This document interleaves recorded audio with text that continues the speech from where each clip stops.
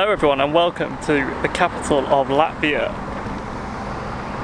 We're in Riga. Today is the first day in so long that it's felt like summer. I've been around Scandinavia, I've been around the Baltics, and until now it has been freezing. I've been raiding Rimi again, and if you've not watched any of my other videos, Rimi is the local supermarket brand and they have this in-house bakery, and I'm just getting absolutely demolished in that place. For lunch today we have one bag from the bakery, another bag from the bakery, some baked vanilla things, a banana, an apple, some almond, and a little tiny ice cream. So I keep thinking that I'll save money and go to the supermarket to eat, but I see all this baked stuff and it's just there and I'm hungry and it's ready to eat and I end up spending more.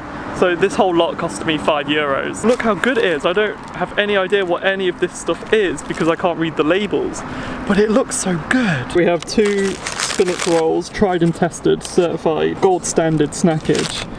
This, I don't know, cheese? Cheesy bread, I'm on board. And in the dessert section, some sort of currant bread pudding, and then this star, and also certified summer, the shoes are off, free the toes. One thing I've noticed about this city compared to, maybe it's just because it's summer, but compared to the Scandinavian and Lithuanian places that I've been to, there's more people doing improvised photo shoots. Just everywhere, people are doing stuff for the gram. This awesome building behind me is an Orthodox cathedral, and I learnt while I was here that if you look on the top and you see the cross with the extra little bars going across it, then that means it's an Orthodox church. Inside it is amazing, it's stunning. But I'm going to respect the rules and they don't allow filming inside this cathedral. So this is one of the things that if you want to come and see it in all its glory, you're just going to have to come to Latvia.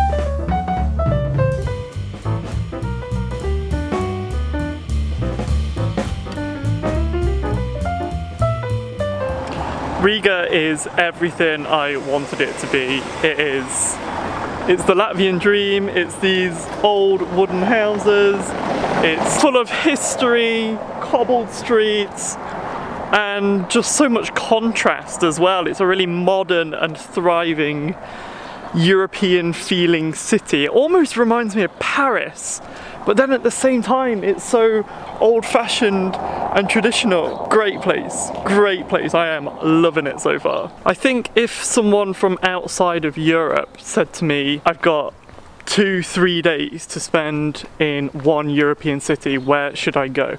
I would, maybe after London obviously, I would maybe recommend Riga because, like I said, the contrast, it just has so much variety. And it's not a huge city, so you can get around on foot very quickly and you can cover a lot of ground and see lots. And it's not just the amount of things you can see, it's the fact that it's such a huge mixture. You got your parks, you got your buildings, you got your museums. So for just a short amount of time, I think this is such a brilliant place.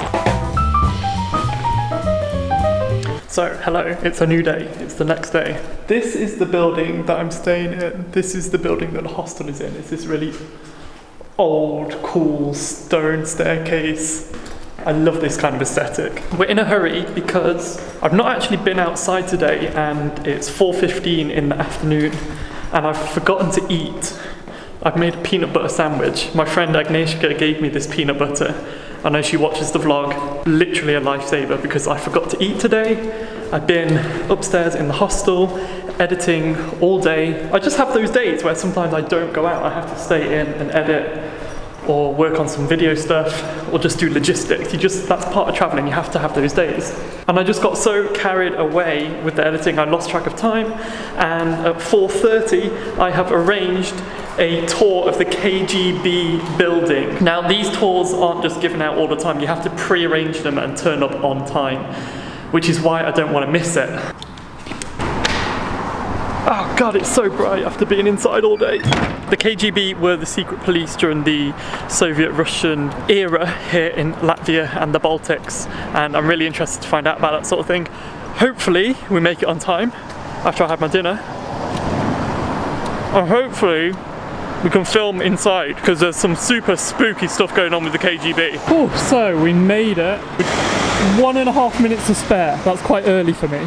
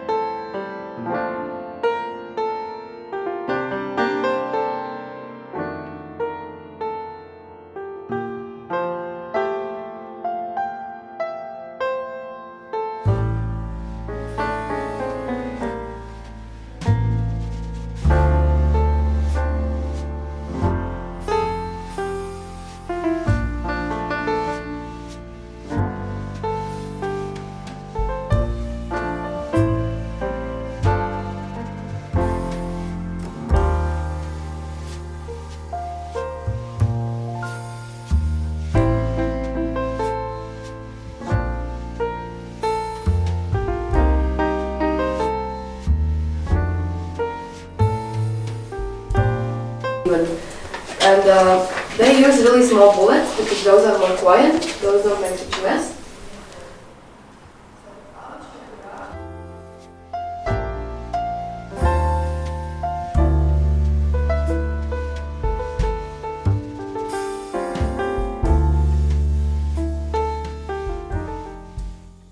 The KGB tour was super interesting, and it constantly astounds me how real this is for this country. They were occupied up until 27 years ago, so there is a very large population that still remember the Soviet occupation.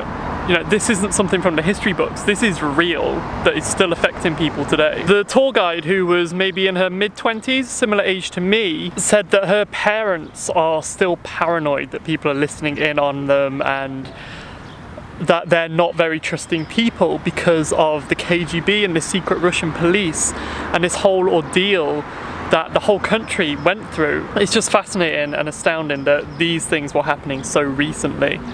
So really interesting to find out about that sort of thing. Also, the museum is closing in September for building renovations. So if you're in Latvia before September 2018, make the most of it. Make sure you go while you can. Now, on a very different note, a bit of a jarring change, I have located kvass. This is meant to be Latvian Coca-Cola, made from some sort of bread, I think I was told.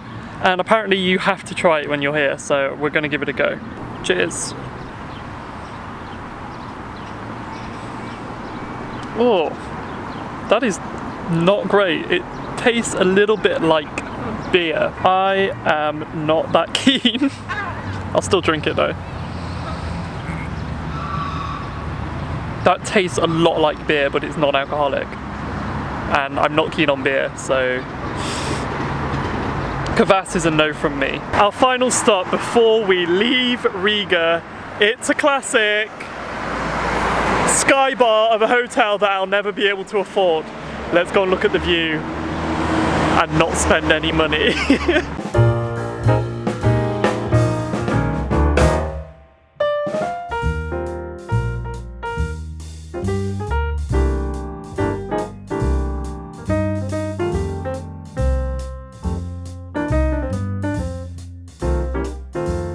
This is not a bad view while you take a pee.